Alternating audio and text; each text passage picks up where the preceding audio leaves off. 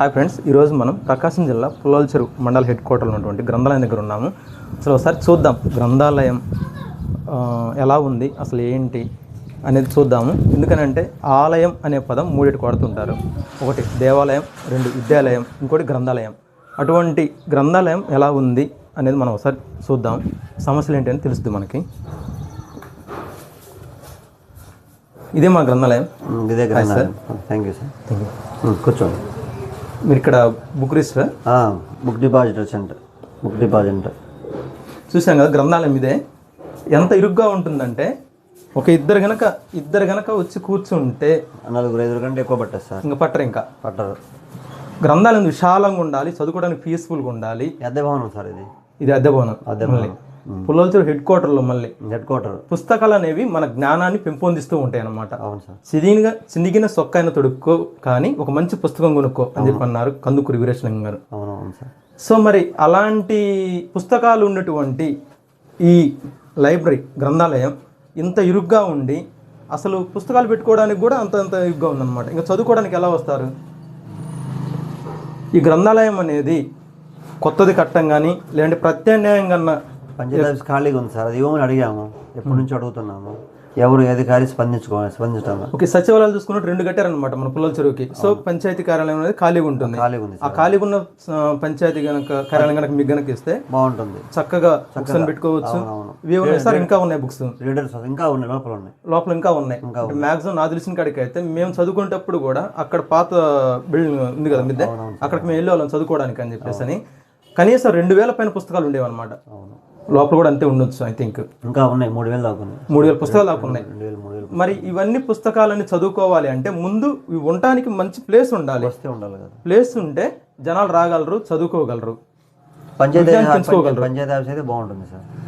Okay, గ్రామ సర్పంచ్ గారికి చెప్పారు ఎప్పుడన్నా? చెప్పాము, సర్పంచ్ గారికి చెప్పాము, ఎంఓ గారికి చెప్పాము, ఎంఆర్ గారికి కూడా చెప్పాము.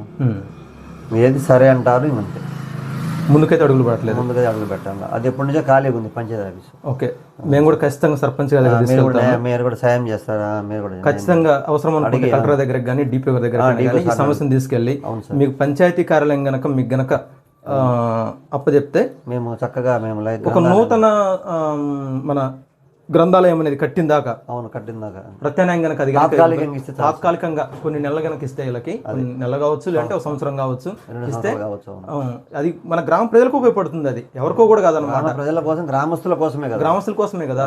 ఎందుకంటే స్టూడెంట్స్ అయినా కానీ లేదంటే చదువుకున్న వాళ్ళు ప్రతి ఒక్కరు అక్కడికి వచ్చి రోజు పేపర్ చదువుకోగలరు, ఇక్కడ ఉన్న పుస్తకాలు చదువుకోగలరు, దానివల్ల జ్ఞానాన్ని పెంపొందించగలరు. సో గ్రంథాలయం అనేది ఖచ్చితంగా అవసరం.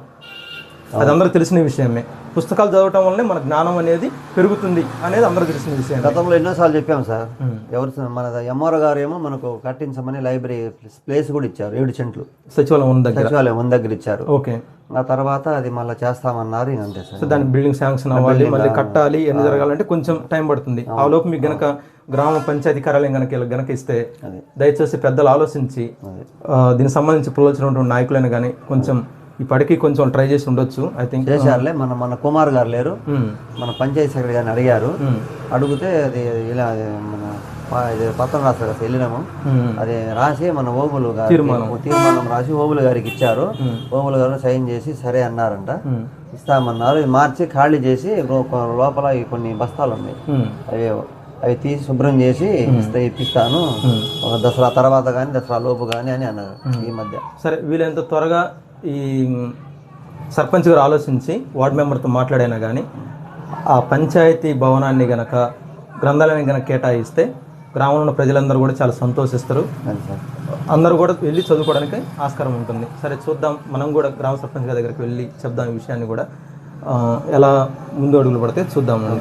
Okay sir, thank you. ఎంతమంది వస్తుంటారు రోజుకి ఇక్కడికి? 26 మంది వస్తారు సార్. 26 మంది వస్తుంటారు. 20 మంది. ఒకళ్ళు వస్తే ఒకళ్ళు వెళ్ళాలి, ఒకళ్ళు వస్తే ఒకళ్ళు వెళ్ళాలి. తర్వాత ఒకళ్ళ కూర్చొని చదువుకోవాలంటే ఒక 4-5 తప్ప పట్టరు అనమాట. 4 కూడా పట్టరు ఇక్కడ, లేదంటే కింద కూర్చుంటారు. అక్కడ బయట కింద రీడర్స్ పిల్లలు కింద కూర్చొని చదువుకొని వెళ్ళిపోతారు. ఎందుకంటే ఇక్కడే బీసీ హాస్టల్ ఉంది. బీసీ హాస్టల్ ఉంది. ఇక్కడ వచ్చి వాళ్ళు పోయేవాళ్ళు చుట్టూ వాళ్ళు వస్తూనే ఉంటారు. పెద్దలు వస్తారు, చిన్నవాళ్ళు వస్తారు, చదువుతారు. తర్వాత ఇది కూడా కడతారు, సభ్యత్వం కూడా కడుతున్నారు. ఓకే, సభ్యత్వం కూడా చేశారు. ఎంత సభ్యత్వం? సభ్యత్వం వచ్చేసి 100 రూపాయల సభ్యత్వం 100 రూపాయలు. దాదాపు 367 మంది కట్టారు సార్ ఇప్పటికి. వాళ్ళందరికీ మనం సరైనటువంటి వస్తువు చూపించడం బాధ్యత. అవును. ఎందుకంటే వాళ్ళు సభ్యత్వం తీసుకున్నారు కాబట్టి అవునవును ఖచ్చితంగా వాళ్ళకంటూ ఒక ప్లేస్ ఉండాలి, వాళ్ళు వచ్చి కూర్చొని చదువుకోవడానికి గ్రంథాలయం నీట్గా ఉండాలి. అవునవును సార్. ఒక్కసారి లైఫ్ టైం ఫ్రీ, అంతే. ఒకసారి 100 రూపాయలు కడితే లైఫ్ లాంగ్ ఉంటుంది అనమాట. పెద్దలకేమో 100 రూపాయలు, పిల్లలకు వచ్చేసి 50 రూపాయలు. పిల్లలు అంటే 10 సంవత్సరాల లోపు, 10 సంవత్సరాల లోపు వాళ్ళు. మైనర్కి వచ్చేసి 50 రూపాయలు. తర్వాత వాళ్ళకి మైనర్ దాటిన తర్వాత మళ్ళీ 50 రూపీస్ కట్టుకోవాలి. మళ్ళీ 50 రూపాయలు కట్టుకోవాలా. ఇప్పుడు 100 రూపీస్ అనమాట. ప్రతి ఒక్కళ్ళు గ్రామంలో ఉన్న ప్రతి ఒక్కళ్ళు సభ్యత్వం తీసుకోవాలి.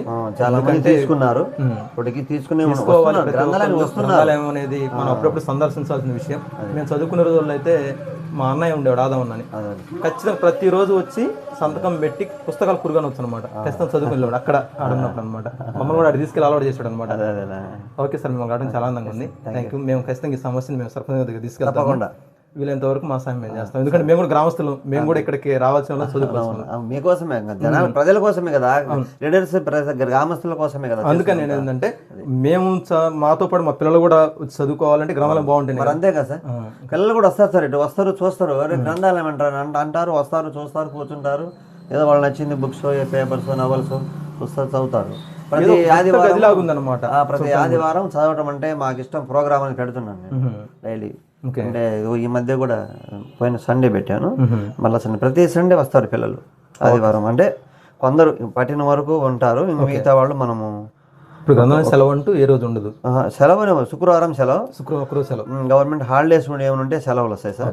ఇదిగో సార్, ఇదిగోండి పిల్లలు, ఇదిగో మన గురవయ్య కొడుకు, ఈ పిల్లలు ఇక్కడ చదువుకునేది. ఓకే, ఇలా ఫోటో మాకు షేర్ చేయండి. చదవటం అంటే మాకు ఇష్టం అనే ప్రోగ్రాము పెట్టుకున్నాడు sir. Okay sir, thank you sir. Okay, thank you. Okay, చూసాం కదా గ్రంథాలయం పరిస్థితి అయితే ఇదనమాట. పుస్తకాలు అయితే ఉన్నాయి లోపల, 2000 నుంచి 3000 దాకా ఉన్నాయి. కానీ రీడర్స్ వస్తున్నారు, వాటిని మనం స్టోరేజ్ చేసుకోవడం సరైన ప్లేస్ లేదు. అంటే ఐ మీన్ అందరికి కనపడిన విధంగా ర్యాకులు కానీ ఇటువంటి ఏమీ లేవు. దయచేసి మాకు గనక మంచి భవనం లాంటిది కనుక ఇస్తే, పంచాయతీ మేము ప్రజలందరికీ అందుబాటులో మంచిగా పుస్తకాలు ఉంటామని చెప్పేసి గ్రామస్తుల కోసం. సో సర్పంచ్ గారు ఇప్పుడు కానీ స్పందించి తీర్మానం చేసి కొన్ని సంవత్సరాలు అయినా కానీ వీళ్ళకి లీజుకి ఇవ్వాలని మనం కోరుకుందాం.